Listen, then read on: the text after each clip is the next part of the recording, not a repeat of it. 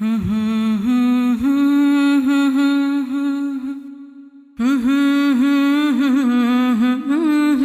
علیکم ورحمۃ اللہ وبرکاتہ، نحمده ونصلی علی رسولہ الکریم، اما بعد فاعوذ باللہ من الشیطان الرجیم، بسم اللہ الرحمن الرحیم، رب اشرح لی صدری ویسر لی امری واحلل عقدۃ من لسانی یفقہوا قولی۔ سیدہ فاطمہ بنت مجلل رضی اللہ عنہا، ان کا خاندانی پس منظر یہ ہے کہ ان کا نام فاطمہ ہے، والد کا نام مجلل بن عبداللہ بن ابی قیس عامری تھا، اسی لیے ان کو فاطمہ بنت مجلل العامریہ بھی کہتے ہیں۔ بعض کتابوں میں ان کے نام کے ساتھ العامریہ بھی لکھا ہوگا۔ ان کی شادی حاطب بن حارث کے ساتھ ہوئی اور انہوں نے 2 بیٹوں کو جنم دیا، ایک کا نام محمد اور دوسرے کا نام حارث تھا۔ اس خاندان نے اسلام قبول کرنے میں سبقت حاصل کی اور قریش سے اسلام قبول کرنے کی پاداش میں اپنے حصے کی اذیت بھی اٹھائی۔ یہ جو انہوں نے اپنے بیٹے کا نام حارث رکھا اور یہی نام ان کے دادا کا بھی تھا۔ عربوں میں یہ روایت ابھی تک چلی آ رہی ہے کہ وہ اپنے بیٹوں میں سے کسی ایک کا نام دادا کے نام پہ رکھتے ہیں اور وہ نام پھر ریپیٹ ہوتا رہتا ہے۔ بہرحال یہ السابقون الاولون میں سے ہیں۔ وہ کون ہوتے ہیں؟ جنہوں نے اسلام قبول کرنے میں سبقت کی، پہل کی۔ قریش ہر اس شخص کو ظلم و ستم کا نشانہ بناتے جو نبی صلی اللہ علیہ وسلم کی پیروی کرتا، یعنی اس کے پیچھے پڑ جاتے تھے، اس کو طرح طرح کی تکلیفیں دیتے تھے۔ آج ہمیں الحمدللہ ہر طرح کا سکون اور امن حاصل ہے، اور جب ہم اسلام قبول کرتے ہیں تو ہمیں اس طرح کی کسی اذیت کا سامنا نہیں کرنا پڑتا، اور چھوٹی موٹی جو تکلیفیں آتی بھی ہیں ہمارے عمل کرنے کے راستے میں آتی ہیں، ایمان لانے کے راستے میں نہیں آتی۔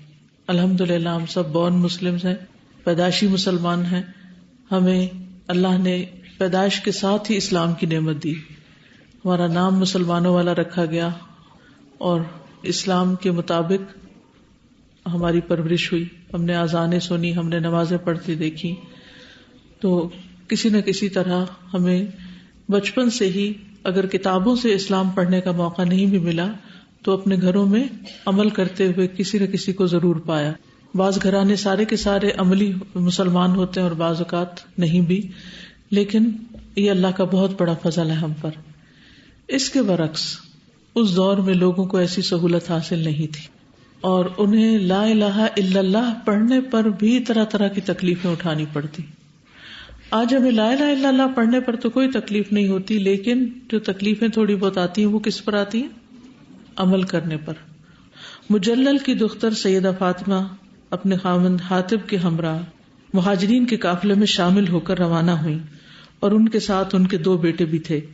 جب وہ سرزمین حبشہ میں صحیح سالم پہنچے تو انہوں نے سکھ کا سانس لیا اور ایسا اطمینان اور سکون محسوس کیا جو انہیں پہلے میسر نہ تھا۔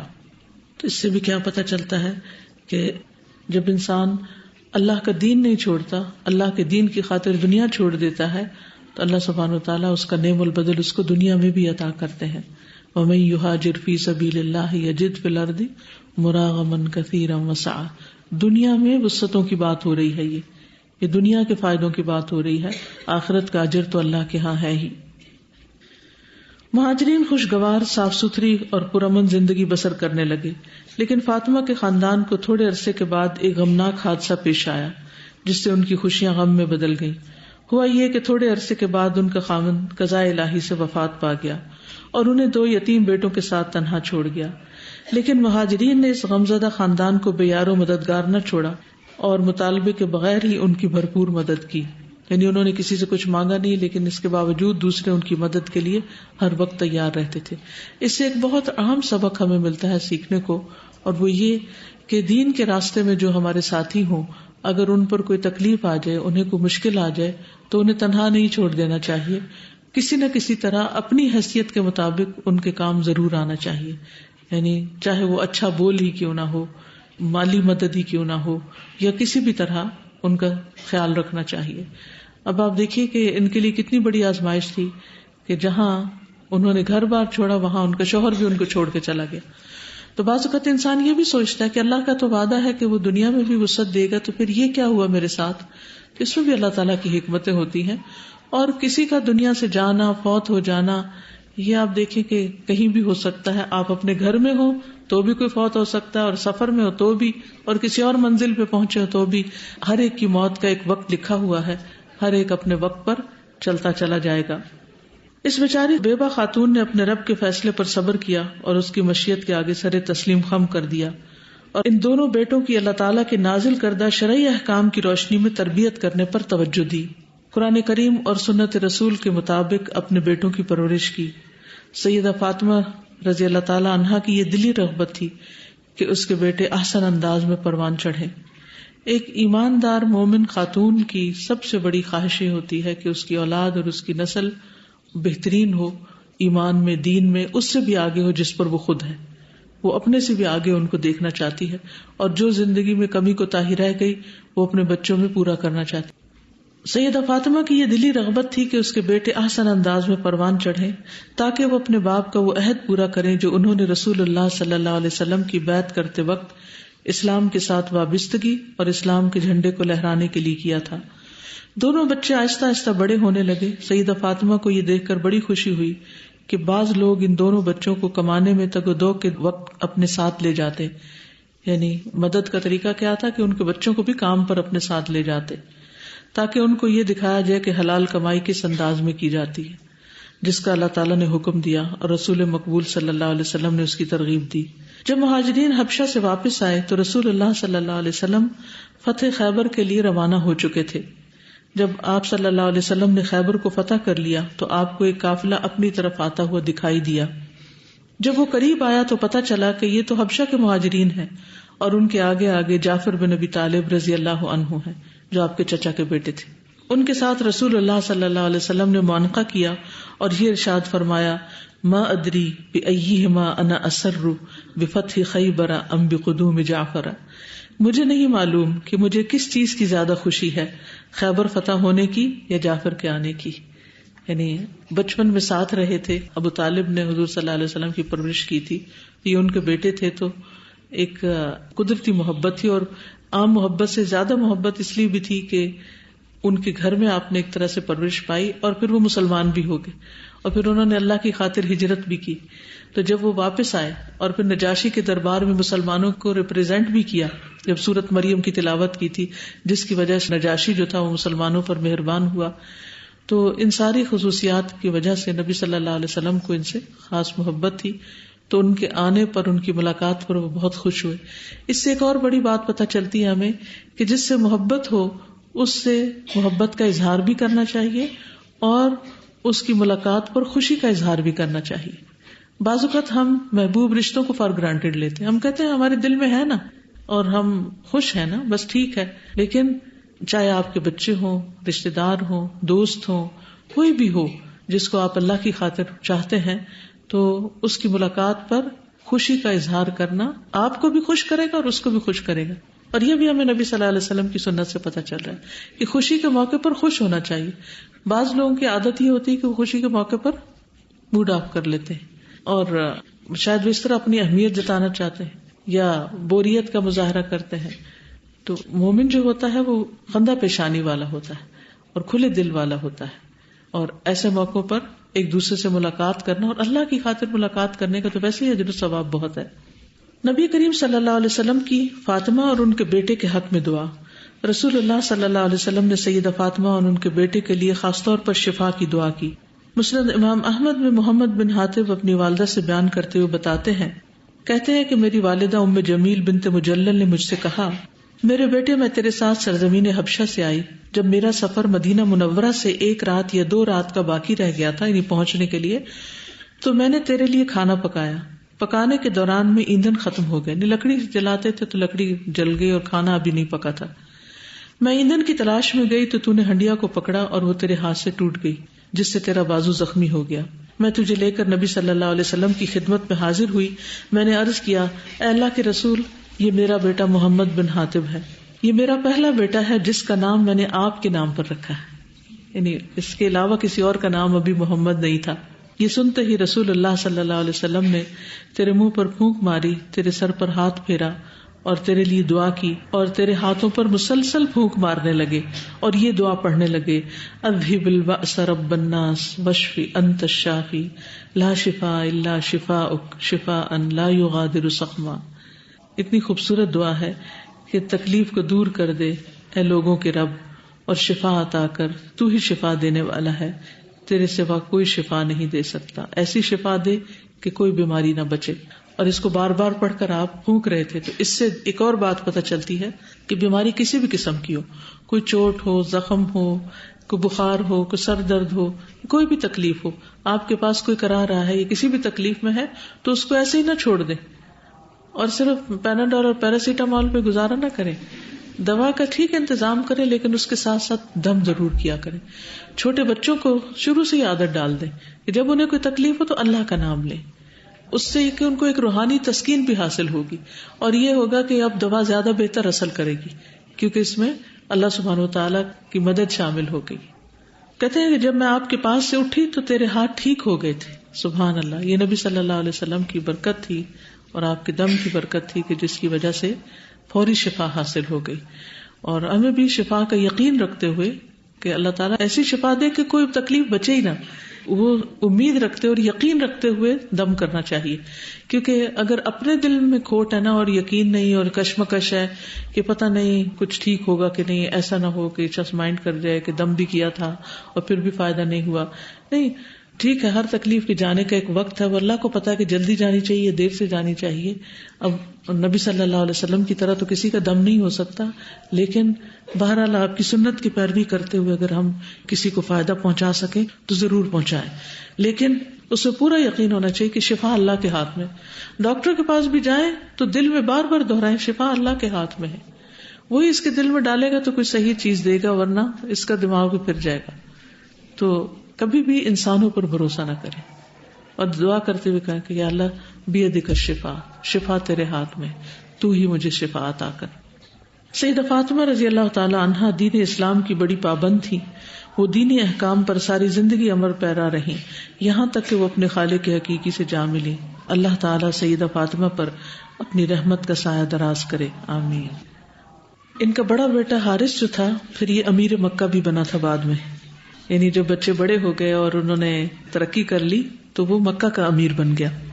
ابو مالک اشجعی سے روایت ہے کہ ہم سے حسین بن حارث جدلی نے بیان کیا، جو جدیلہ قیس سے تعلق رکھتے ہیں، کہ امیر مکہ نے خطبہ دیا، پھر کہا رسول اللہ صلی اللہ علیہ وسلم نے ہم سے عہد لیا کہ ہم چاند دیکھ کر حج ادا کریں، اگر ہم خود نہ دیکھ سکیں اور 2 عادل گواہ اس کی گواہی دیں تو ان کی گواہی پر حج ادا کریں۔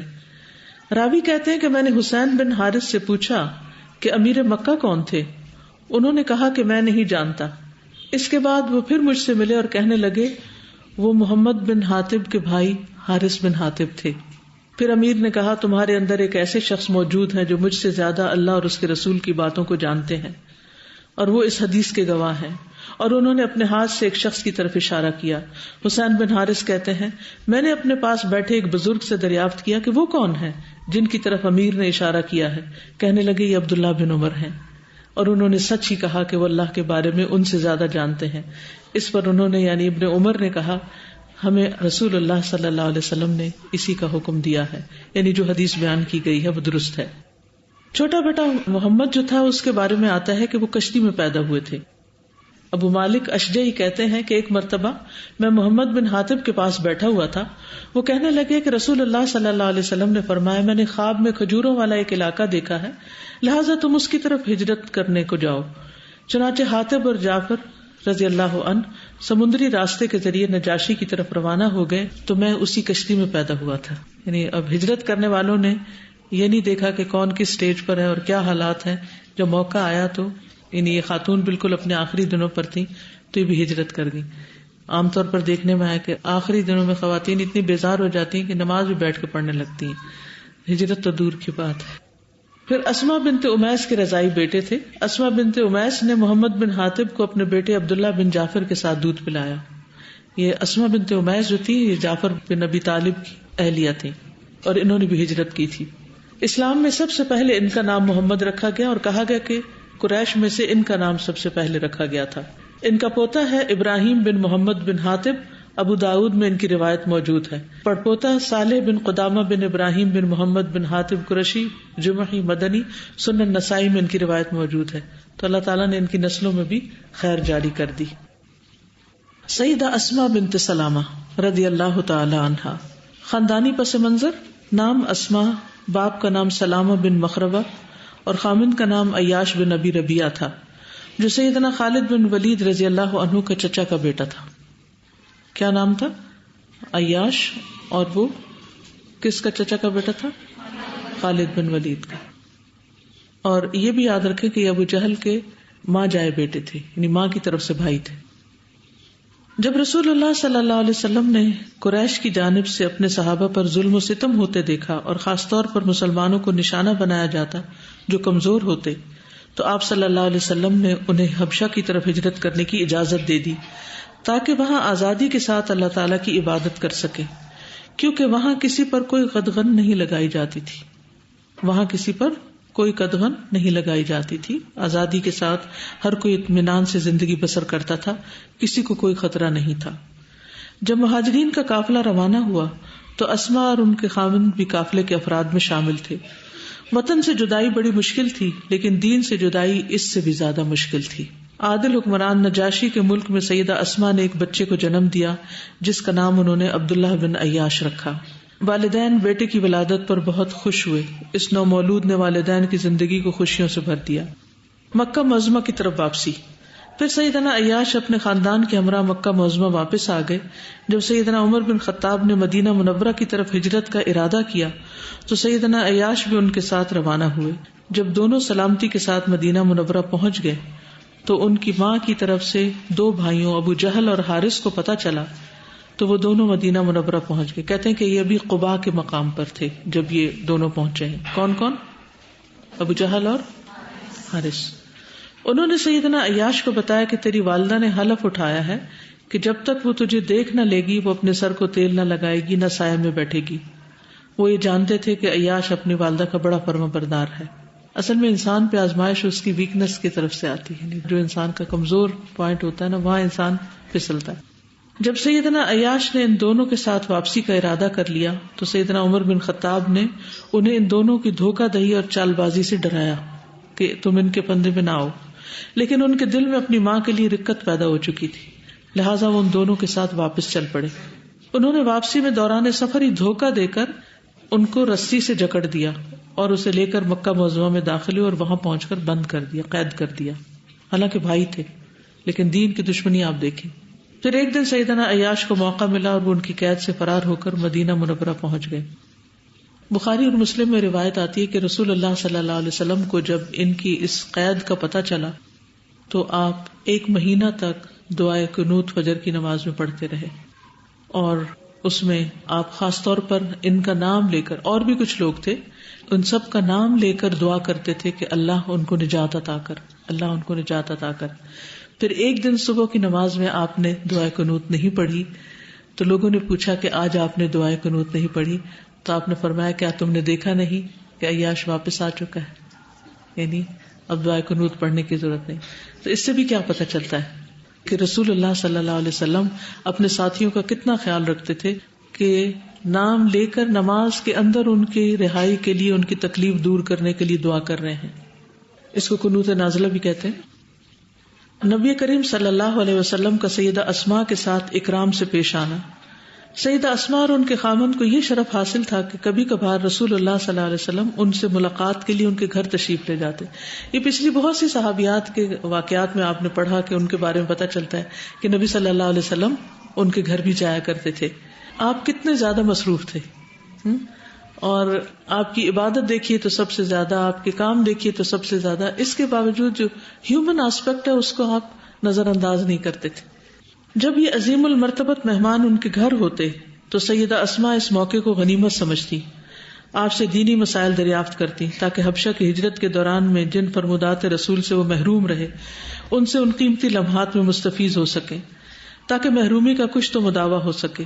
ایک دفعہ سیدہ اسماء نے عرض کیا، اے اللہ کے رسول صلی اللہ علیہ وسلم، مجھے کوئی وصیت کیجیے. تو آپ صلی اللہ علیہ وسلم نے ارشاد فرمایا، اپنی مسلمان بہن کے لیے وہی پسند کرو جو تم اپنے لیے پسند کرتی ہو. ایک اور روایت میں ہے کہ تم اپنی مسلمان بہن کے پاس اسی طرح آؤ جس طرح تم چاہتی ہو کہ وہ تمہارے پاس آئے. یعنی وزٹ کرنے میں یا معاملہ کرنے میں ویسا ہی معاملہ کرو جو تم اپنے لیے پسند کرتے ہو. سبحانک اللہم و بحمدک اشہد ان لا الہ الا انت استغفرک و اتوب الیک. السلام علیکم و رحمۃ اللہ وبرکاتہ.